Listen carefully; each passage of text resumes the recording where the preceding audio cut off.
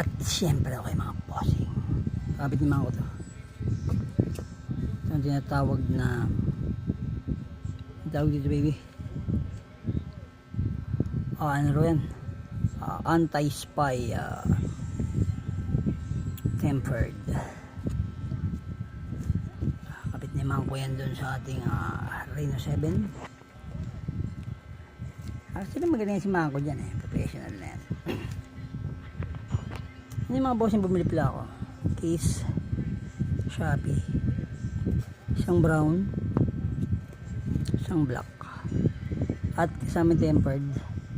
Ano lang siya, 179 mga boss. Actually may dapat yan, may discount pa ako, kaya lang yung new user biglang wala na raw.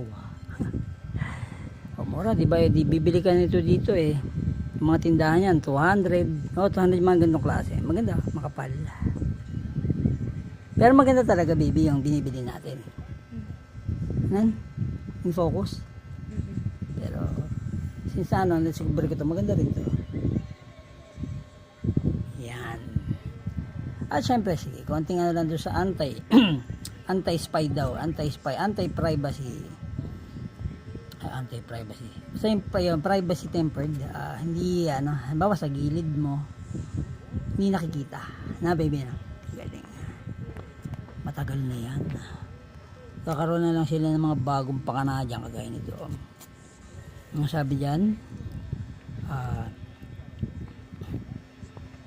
basahin natin mga bossing habang nililinis niya.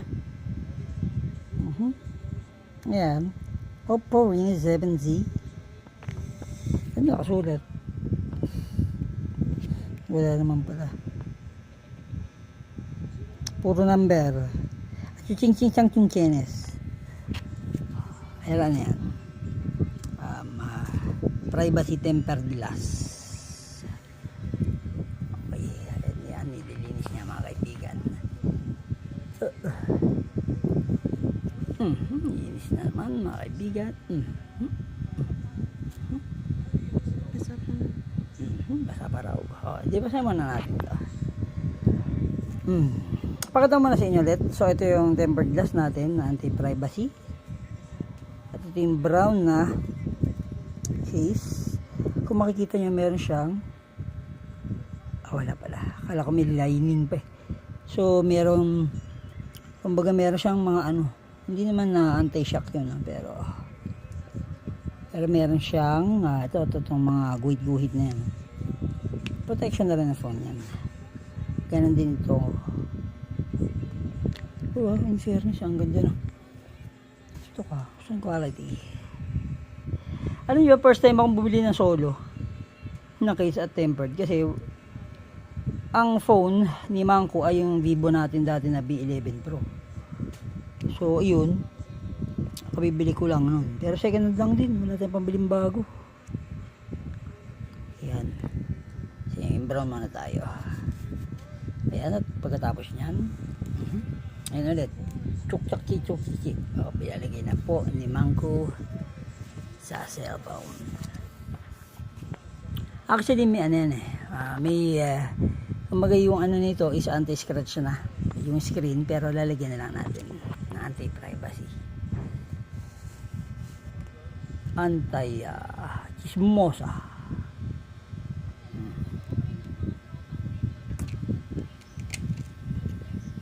Ayan, at nilagay niya yung ilaw. Full screen ba?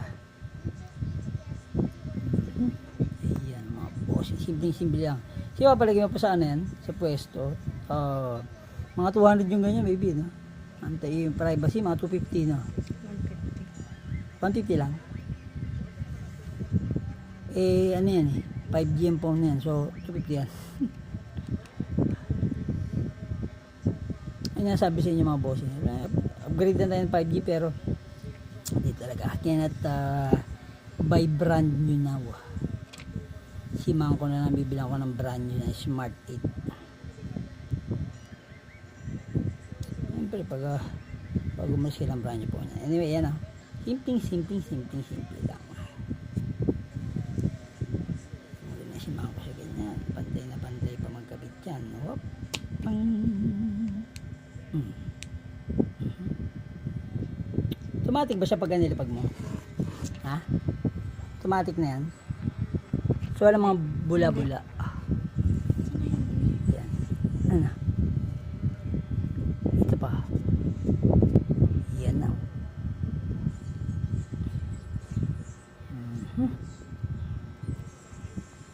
Yan.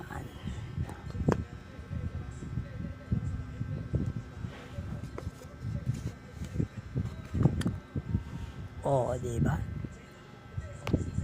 Okay.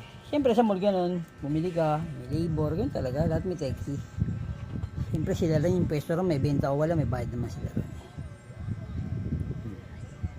Yun nga lang mga boss, pag umorder kayo overseas, ano yan, tagdan, mga ilang days din na. Pero ito, last week ko to in order eh. So, mga isang linggo lang din. Nakita kang bubble, siya angat nyo lang ulit ng konti and then plak, ay angat nyo ng buo.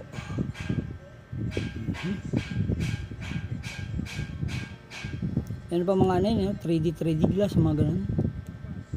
Yung dati na sa Huawei ba yan? Yung ganda ng screen nya sa Huawei yan, original pan.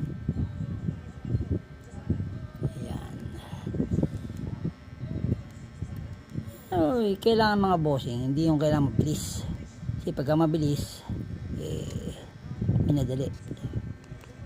Hindi naman niya araw-araw ginagawa yan. Araw-araw niya ginagawa ba? Yan, may ilaw.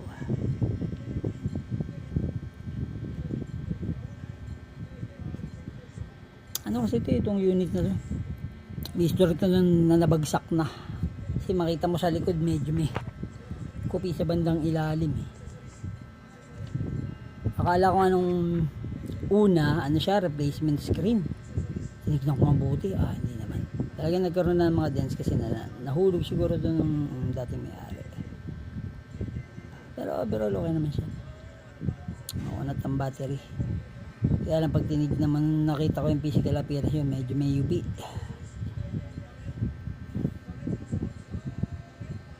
Ayan. Kaya importante kasi sa akin dito, yung original pa rin yung ano niya. Ano, ipakita mo, bossing. Okay, so gano'n lang yan. Taglan, makita niya yan na nagagamit niya na. So yan na. Parang ginag-ilaw. Yan. 7 minutes ko naman ko. Pakita natin ang isa matapos.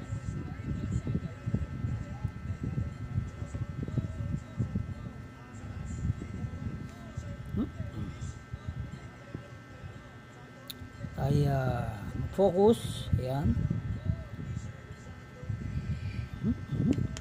Diyan sa lanapak, tumunog na. Uy, ayan, ayan, bitaw.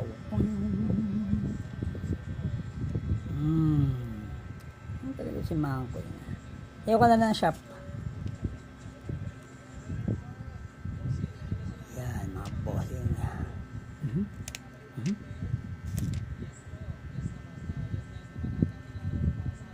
Full screen naman, yung edge naman siya. Yan, sinintro talaga ni Mangko kasi ang camera nitong phone nasa bandang kanan lang. Okay, yan na. Nakita mo sa screen, baby. So ayan na siya. Open, baby, open. Pakita ko na lang para puputulin ko na ang video.